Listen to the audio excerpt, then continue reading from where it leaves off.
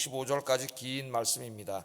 이 레위기 25장은 굉장히 유명한 성경이에요. 특별히 이제 그 신학자들, 또 기독교 경제학자들, 사회학자들, 정치학자들이 관심을 갖고 상당히 오랫동안 토론하고 연구해 왔고 지금도 계속 연구되고 있는 그런 말씀이에요. 이 안식년과 희년 제도를 어떻게 현대 사회에 이 불평등이 심화된 사회 속에 이걸 실천해서 모든 사람들이 어떤 사람 너무 잘 살고 어떤 사람 너무 가난하고 이런 불평등이 없이 다 같이 이렇게 좀 인간의 존엄성 속에서 그렇게 살 수 있을까? 그런 제도가 뭔가 자본주의도 아닌 것 같고 사회주의도 아닌 것 같고 그렇다면 과연 우리 인간이 이 신년의 이 정신을 살려서 만들 사회 경제적인 제도는 뭐냐, 시스템은 뭐냐, 이런 관점에서 굉장히 많이 연구가 되고 있습니다. 지금도 저도 이제 젊은 학생 운동할 때 많은 관심을 가지고 특별히 이제 토지 문제 이런 데 관심을 갖고 많이 연구를 했죠. 자, 오늘 이제 이 토지의 안식년과 희년에 관한 말씀이에요. 도시 문화에 사는 우리들에게는 굉장히 낯설죠. 농사 짓는 사람들에게 이제 직접적으로 하신 말씀이기 때문에 토지의 안식년과 희년입니다. 자, 우리는 이제 이 안식년과 희년에 대한 규례들을 통해서 하나님께서 얼마나 가난한 사람들을 사랑하시고 관심을 갖고 계시는가를 배우게 됩니다.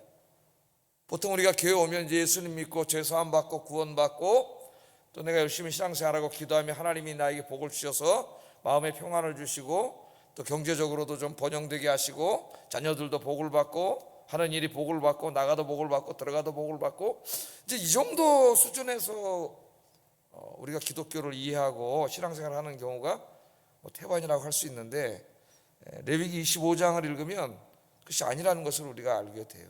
레위기 계속 읽으면서도 우리가 이제 그것을 알게 되는데 하나님은 우리 인간의 삶의 모든 부분, 정치, 사회, 경제, 문화 모든 부분에서 일어나는 일에 관심을 갖고 계신다는 거죠. 그리고 그 안에서 하나님의 사랑과 공의를 우리들이 실천하기를 원하셔요. 오늘은 이제 그 말씀입니다. 특별히 하나님은 이 토지 안식년법과 희년법을 통해서 하나님의 자녀들이 이 가난한 사람들에 대해서 관심을 갖고 그들도 인간다운 삶을 살 수 있게 해주는 일에 힘쓸 것을 이야기합니다. 그러니까 오늘 이 안식년과 희년법은 바로 그런 하나의 시스템이라 할 수가 있겠어요. 인간이 만드는 시스템.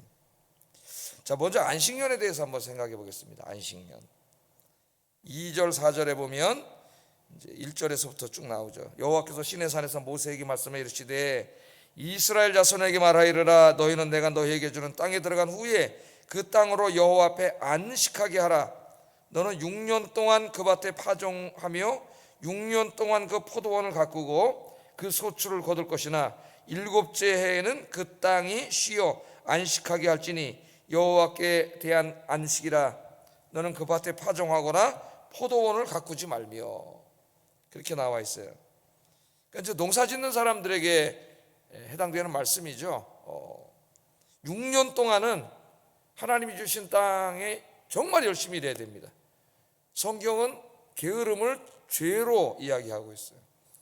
하나님이 주신 인생을 부지런하게 살아야 됩니다. 하나님 땅을 다 나눠주셨죠. 여호수아서에 보면 가나안 땅에 들어갔을 때 이제 지파별로 땅을 나누고 또 가문별로 나누고 나중에는 다 가족별로 다 이제 땅을 일구고 가축을 키우고 그 사람이 살 집을 하나님이 다 주셨어요. 왜냐하면 그것은 인간의 기본권이죠. 자기가 살 집이 있어야 되고 농사지어서 먹고 살 땅 밭이죠. 논과 밭이 있어야 되고 가축이 있어야 되는 것은 무슨 특별한 게 아니라 인간으로 태어난 이상 하나님의 형상을 가진 인간에게 당연히 있어야 되는 것이 그것이 없으면 인간이 존엄한 삶을 살 수 없는 거죠. 그다음에 극한 가난 속에 들어가게 되는데 땅을 다 주셨어요. 그래서 6년 동안은 정말 열심히 일하도록 했습니다. 매년 이제 해서 그 소출을 얻도록 그렇게 하셨는데 오늘 말씀해 보면 이제 7년째 되는 해는 파종을 하지 말라 그랬어요. 그러니까 우리나라 말로 하면 논과 밭인데 이 밭에다가 밭을 갈구고 또 파종을 해서 거기 농사를 져가지고 뭐 보리쌀을 얻는다든가 밀을 얻는다든가 또 포도나무를 갖고서 포도 열매를 얻는다거나 일체 이런 것을 하지 말라 그랬어요. 그리고 땅이 쉬도록 하라는 거예요. 안식년을 주라 그랬어요. 땅도 쉬도록 해라 그렇게 말씀합니다. 자, 왜 7년마다 한 번씩 토지의 안식년을 주도록 했을까? 5절 7절 한번 읽어볼까요? 5절 7절 시작.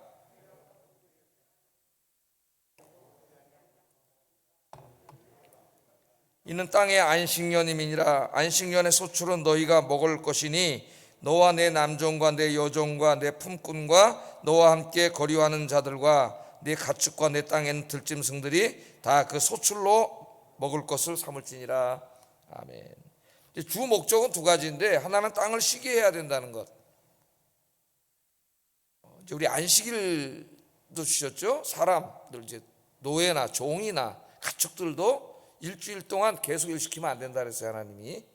그래서 6일은 일하고 7일째는 안식을 주도록 했습니다. 안 그러면 이제 번아웃, 지쳐서 쓰러지게 되는 거죠. 그래서 노예를 할지라도 다 쉬게 했어요. 그날을 쉬면서 하나님을 예배하는 거죠. 하나님께 예배를 드리고 영적인 힘도 공급받고 또 쉬어야 그 다음에 일할 수 있는 거죠, 사람이. 6일 동안 일하고 쉬도록 하나님 그렇게 말씀하셨는데, 땅은 이제 6년 동안 밭을 갈고 7년째는 쉬도록 했다, 그렇게 말씀을 했습니다. 우리 옛날에 뒤에 이제 감나무가 있었는데 감이 막 어떨 때는 1000개도 더 열렸죠. 감나무 하나에 진짜 엄청나게 많이 열리더라고요. 근데 이 감나무를 우리가 보면은 매년 열리는 게 아니에요. 이렇게 열리다가 어떤 해는 굉장히 많이 열리고 그 다음에는 감이 안 열립니다. 그러니까 땅이 어떻게 된 거예요? 그 영양분을 다 한 거예요. 그러니까 땅이 쉬는 거야, 스스로가. 그죠? 그렇게 해서 이제 또 그 다음에는 또 열려요, 많이 열려. 그렇게 하다가 어느 해인가 진짜 엄청나게 많이 열렸어요. 우리가 따다따다 지칠 정도로 많이 열렸는데 그 다음에는 이제 돌아가셨어요. 그렇게 이제 마지막 불꽃을 태우고 이제 돌아가신 것을 우리가 봤는데, 하여튼 이제 땅에도 안식년을 주도록 그렇게 하면서 주 목적은 뭐냐면은 가난한 이웃들을 위한 것입니다. 가난한 이웃들. 그러니까 7년째 농사를 짓지 않아도 그 전에 이제 농사 짓다 남은 뭐 찌꺼기라든가 뿌려진 씨앗이라든가 뭐 이제 바람에 날려간 것들이라든가 이런 것들이 남아서 스스로가 이제 막 자라가지고 농사는 짓지 않아도 막 자라는 거죠. 근데 그 소출을 물론 그 주인도 갖게 했지만은 주로 누가 갖게 했냐면은 가난한 사람들, 가난한 이웃들이 가져가도록 하셨어요, 하나님께서. 이제 이거 특별히 이것을 강조한 말씀이 출애굽기 23장 10절 11절에 나 언약법전에 한번 읽어보겠습니다. 시작.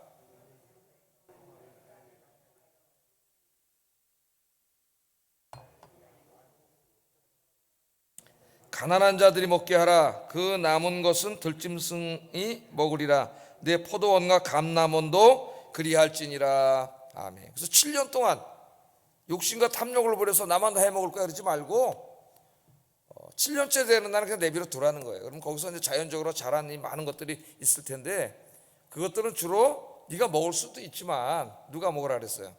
가난한 이웃들이 와서 그것을 가져가도록. 그러니까 안식년의 주 목적이 첫째는 이제 땅을 쉬게 하는 것. 그러니까 사람만 쉬어서 쉬게 하는 게 아닙니다. 땅도 쉬게 해야 되고, 그 다음에 이제 진짜 중요한 목적은 가난한 이웃들을 위한 것이에요. 가난한 사람들 배려를 위해서 그들을 위해 이제 농사 짓지 말고 내버려 둬서 그들이 와서 가져가도록 하라는 것이 이 안식년의 이제 핵심적인 이 말씀이죠. 그럼 여기 이제 핵심이 뭐예요? 하나님이 쉼과 가난한 이웃들에 대한 관심입니다. 그래서 이제 이 목회자나 선교사들에 대한 안식년도 여기서 나온 거죠. 그래서 지금 6년 동안 사역하고 7년째는 안식년을 갖도록 우리 총회 헌법에 이제 이렇게 돼 있어요.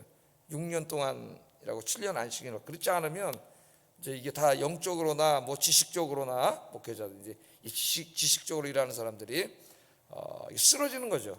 번아웃되고 쓰러지는 거예요. 그래서 이제 휴식을 갖게 했고, 바울도 이제 3차 전도 여행, 로마까지 가면 이제 4차 전도 여행을 하게 되고, 그 다음에 또 로마 감옥에서 나온 것까지 하면 5차 전도 여행을 하게 된 건데, 바울도 항상 1차 선교를 마치고 돌아오면은 안디옥에 와서 안식년을 가졌어요.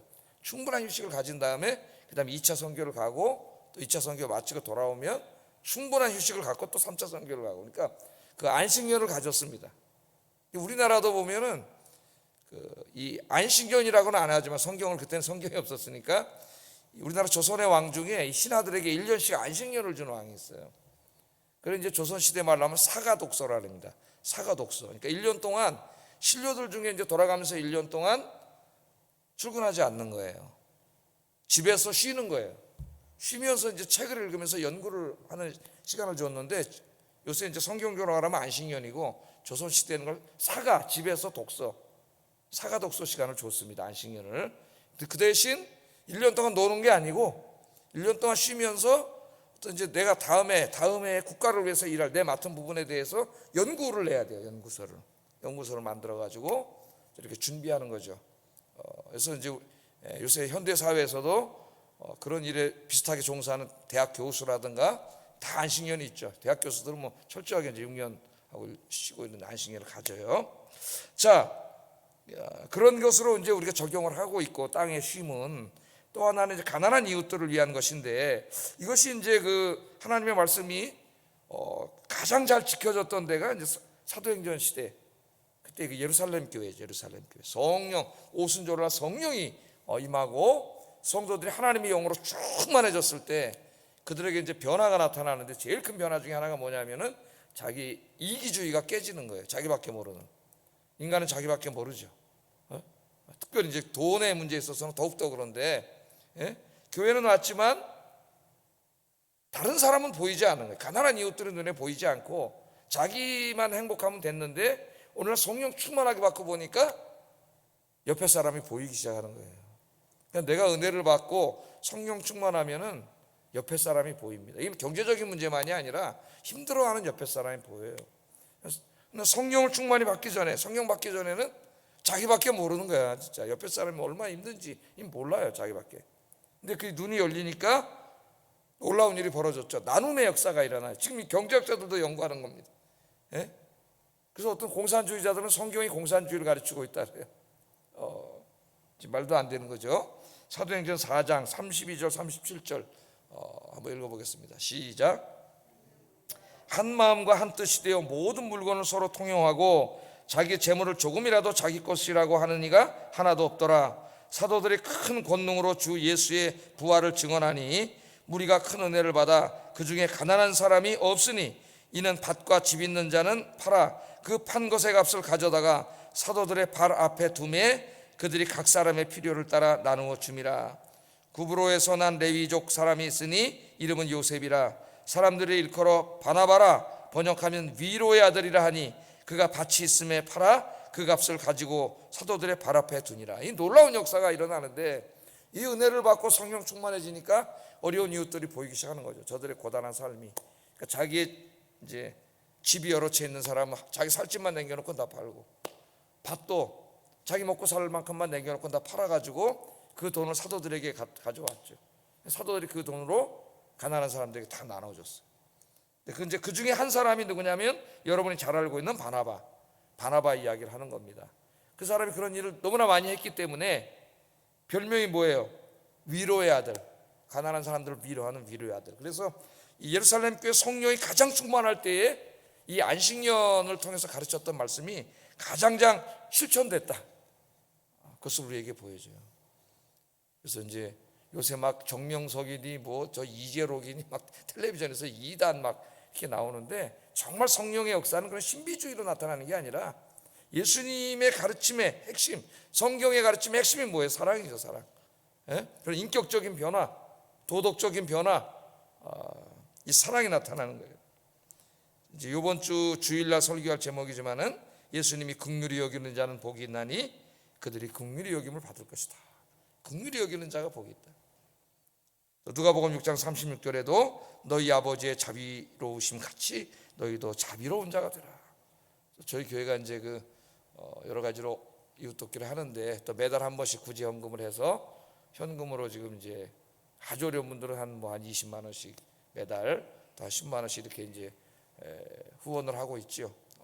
그래서 좀 더 이제 또 교회가 더 앞으로 어떻게 변할지 모르겠는데 좀 더 다른 생각도 가지고 있어요. 제 생각이 또 대한민국을 넘어서는 어떤 그런 생각들을, 하나님이 안식년을 주신 중요한 목적 중에 하나가 두 가지인데, 하나는 땅의 안식, 아까 그런 사람의 안식과 목회자 선교사들의 안식, 그런 거와 또 하나는 가난한 이웃들에 대한 배려, 사랑, 실천, 그런 것들이 나만을 생각하는 게 아니라 어려운 것들을 생각하시는 저와 여러분 또 우리 교회가 되기를 주의 이름으로 축복합니다. 두 번째는 이제 희년이에요. 희년 8절에서 22절. 뭐 나머지는 다 희년에 관한 말씀인데요. 그 뒤도 내일도 이제 다 희년에 관한 말씀인데, 안식년이 7번, 안식년이 7번 지나면 49년이죠. 49년이 지나면 50년이 되잖아요. 그 50년째, 오늘 이제 만약에 희년을 시작했다 그러면은 50년째가 되는 날이 희년이에요.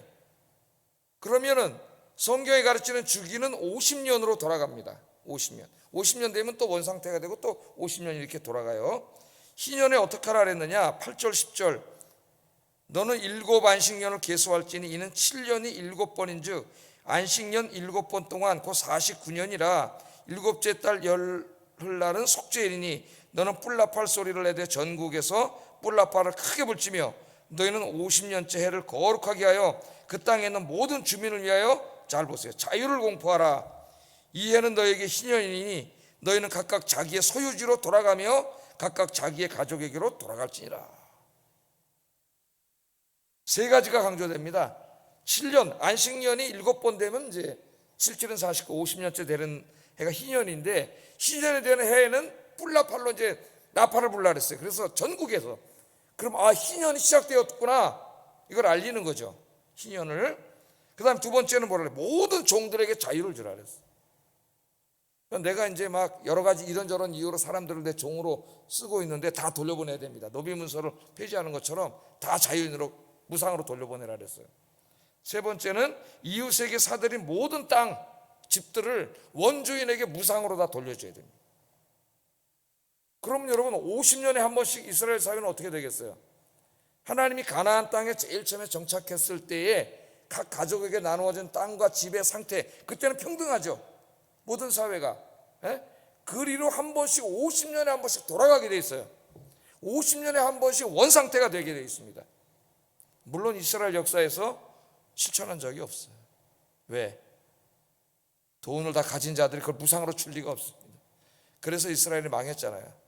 안식년 안 지키다가 10배를 하나님 심판하셨다 그랬죠. 70년을 나라를 빼앗기는 하나님 앞에 심판을 받게 되지 않습니까?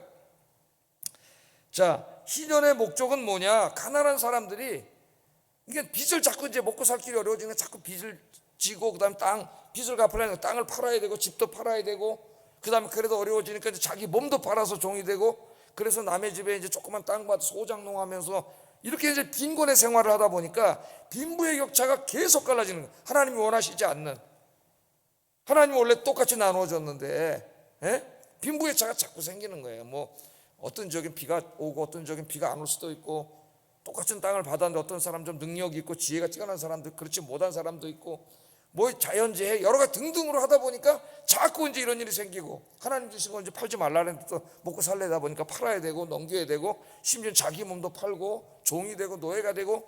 그러니까 언약 공동체, 사랑으로 서로가 가족같이 살아야 되는 이스라엘 사회에 또 힘이 있고 돈 있는 사람들은 탐욕과 욕심이 생기고, 이 불평등의 문제가 계속 생기는 거예요.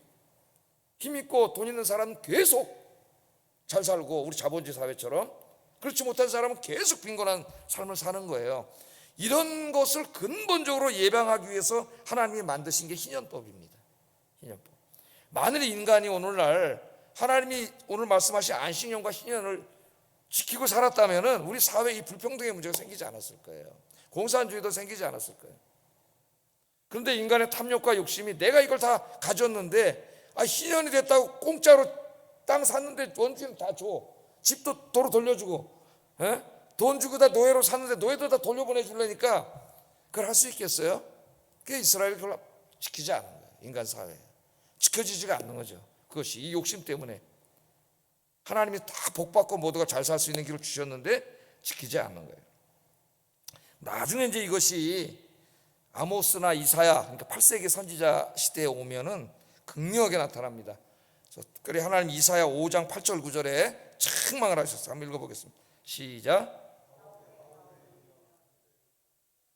빈틈이 없도록 하고 이 땅 가운데서 홀로 거주하려 하는 자들은 화 있을진저 만군의 여호와께서 내 귀에 말씀하시되 정령이 허다한 가옥이 황폐하리니 크고 아름다울지라도 거주할 자가 없을 것이며. 이제 이사야 시대에 오면은 이런 일이 이제 오랫동안 반복되다 보니까 계속 힘 있고 권력 있는 자들이 땅 집을 계속 뺏는 거죠.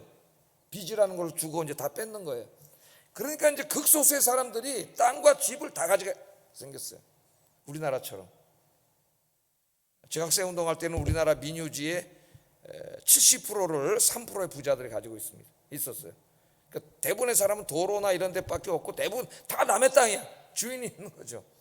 그 땅 투기가 심하고 지금까지도 그 투기의 문제가 있어서 이 집값 우리나라 사회 문제가 너무 심각하지 않습니까? 지금 아이들 결혼도 못하고 지금 이 집값 너무 비싸고 부동산 정책이라는 게 너무나 얽히고 설킨 게 많아가지고 뭘 하나 잘못 건드려 놓으면 풍선 효과가 터져갖고 이게 다 무너지는, 지금 누구 하나 성공한 사람이 없어요. 부동산 정책은 그 안에는 그 불로 소득을 얻고자 하는 인간들의 탐욕과 욕심이 가득 차 있는 거죠. 그 안에. 그런데 하나님은 신년이 되면 다 돌려주라 그러네. 다 돌려주라. 그러니까 신년이 되면은 원상태로 돌아가는 거예요. 신년이. 너무나 이상적인 하나님의 말씀이고, 모두가 이렇게 서로 사랑하면서 서로가 인간다운 삶을 살 수 있는 시스템을 하나님 왜 이렇게 하라 그랬겠어요? 타락한 인간의 죄성을 알기 때문에. 하나님은 아담이 타락한 이후에 인간의 탐욕과 욕심이 있기 때문에 이 탐욕과 욕심을 이겨낼 방법이 없어요, 인간은. 그래서 하나님이 이걸 시스템으로 만들어준 거예요. 그렇게 하라고. 그런데 인간이 그것을 지키지 못했고, 그래서 이스라엘은 망한 이유 중에 하나입니다. 하나님의 심판을 받고 결국은 망하게 됐어요. 자기가 그 욕심과 탐욕을 갖고 그 땅과 집을 다 가졌는데 나중에 바벨론이 쳐들어 다 뺏어갔어요. 자기가 하나도 가질 수 없는 것들이죠. 남 좋은 일 다 시킨 거죠. 자, 이제 또 자세한 희년에 대한 건 내일 또 공부를 하고요. 이 말씀을 중요한 거는, 이제 우리는 농촌 사회도 아니고 도시 문화에서 사는, 특별히 이제 21세기죠. 그때는 BC 15세기고 몇 년이 지났어요. 한 3,500년이 전에 조그만 농촌 사회 주신 이 희년 제도라고 하는 말씀을, 중요한 건 오늘 21세기에 이 글로벌화된 이 시대에 도시에서 살고 있는 우리들이 이걸 어떻게 이제 실천해야 되느냐. 율법 배울 때 뭐라 그래? 문자적인 실천이 아니라 그 정신, 이 희년법을 주시는 그 목적, 원래 의도, 하나님의 그걸 우리가 실천해야 된다 그랬죠. 그 말씀을 21세기 우리 인류의 가장 큰 지금 위기가 불평등입니다. 환경 위기와 불평등이에요. 경제적인 불평등. 이게 사회를 이제 분열시키고 사회를 불안하게 만들고 이제 심각하게 지금 우리 사회도 양극화 현상이 지금 계속 나타나고 있어요. 그래서 4차 산업혁명 시대에 접어들면서 거기에 상응하는 지식과 힘을 가진 사람은 계속 앞으로 이제 엄청난 소득을 얻게 될 것이고, 거기에 낙오된 사람들, 또 이제 나이 먹은 사람들은 이제 여기 따라가기가 어렵거든요. 여기 이제 계속 이제 가난해질 거예요. 이게 지금 제일 문제입니다, 이 사회가. 그럼 사회가 이제 갈라지고 다투게 되고 범죄가 심해지고 이제 불안해지는 거죠, 이 사회가. 가장 큰 위기예요, 어떻게 보면은. 그래서 이제 제가 얼마 전에 읽었던 MIT 공대의 그 부부 교수인데 노벨 경제학상을 받은, 힘든 시대를 사는 좋은 경제학. 이 좋은 경제학이에요. 이 책을 쓰는데, 이 책을 내가 다 읽고 마치 오늘 본문을 가지고 제가 지금 설교하는 것처럼 두 분의 경제학자가 설교하고 있음을 느끼게 됐어요. 이 책을 읽고. 이 저자들이 강조하는 것은 모든 사람들이 인간의 존엄성이 지켜지는 양질의 좋은 직업을 갖는 것이고, 또 정부와 재계와 시민단체 등이 모든 사람들이 이를 위해 일해야 된다는 거죠. 그러니까 복지 하는데 복지 중에 최고의 복지가 뭐예요? 돈 몇 푼 주는 게 무슨 최고의 복지고, 국가에서 무슨 돈 몇 푼 주고 근로 데려와서 그게 무슨 복지예요? 밥 먹고 살기도 힘들지. 그건 제일 복지는, 중요한 복지는 모든 사람들이 양질의 안정된 직장을 주는 거예요. 직장. 그렇잖아요. 아버지가 갑자기 내 좋은 직장을 얻게 되고, 자식들이 이제 커서 좋은 직장을 얻게 되면 경제가 튼튼해지고, 그죠? 경제가 튼튼해지고 돈이 많아지면 소비를 하게 되고, 또 경제가 더 잘 되는 거예요. 그게 물건을 자꾸 사니까 기업도 크게 되고. 그래서 이 최고의 복지는 뭐냐면은 좋은 양질의 일자리를 정부와 재계가 많이 만들어서 우리 자녀들과 사람들이 딱 가서 일할 수 있는 거죠. 좋은 직장, 안정된 직장, 질이 좋은 직장에서 일할 수 있는. 그래서 모든 사람이 함께 잘 살 수 있는 그런 경제제도가 좋은 경제는 좋은 거죠. GNP가 얼마 올라갔냐, 뭐 개인 소득이 얼마, 그런 건 다 허수예요. 아무리 나라가 돈을 많이 벌으면 뭐해, 이 소수가 다 가져가 버리는데. 예? 모두가 모두가 양질의 삶을 살 수 있는 이런 일에 관심을 갖고 우리 기독교인들이 기도도 하고 힘쓰고 또 이 분야에서 일하는 사람들, 우리 교회 안에서 정제계에서 일하는 사람들이 얼마나 많아요. 예? 전혀 이런 하나님의 말씀, 희년에 관한 말씀 머릿속에 아마 알지도 못할 거예요. 잘 가르치지도 않는 것도 문제예요. 교회에서 이 말씀을 잘 갖고 와서 여러분, 그게 바로 하나님의 나라입니다. 하나님의 나라.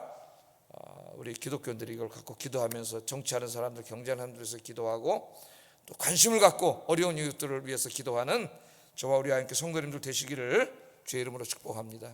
기도하겠습니다. 오늘은 좀 더 수준 높은 우리 기독교인의 삶에 대해서 우리가 말씀을 나눴는데, 자, 첫째, 가난한 이웃을 생각하게 하시고 나의 소유를 가난한 이웃들에게 나누어 줄 수 있게 하소서. 이제 구제헌금 같은 거 우리 기독교인은 꼭 해야 합니다. 11조와 구제헌금 반드시 떼어놓고 항상 주변에 어려운 이웃들, 뭐 경제적인 것만이 아니에요. 또는 어떤 관계라든가 병이라든가 여러 가지 현대인들이 고통을 당하는데 관심을 갖고 기도하게 하소서. 긍휼히 여기는 마음을 주셔서 기도하시고, 두 번째, 모든 사람이, 모든 가정이, 우리 아이언교회 성도들도 지금 직장 때문에 직장 관리잖아요. 양질의 일자리를 갖고 인간의 존엄성이 지켜지는 삶을 살 수 있도록 하는 일, 관심을 갖고 기도하며 힘쓰게 하소서.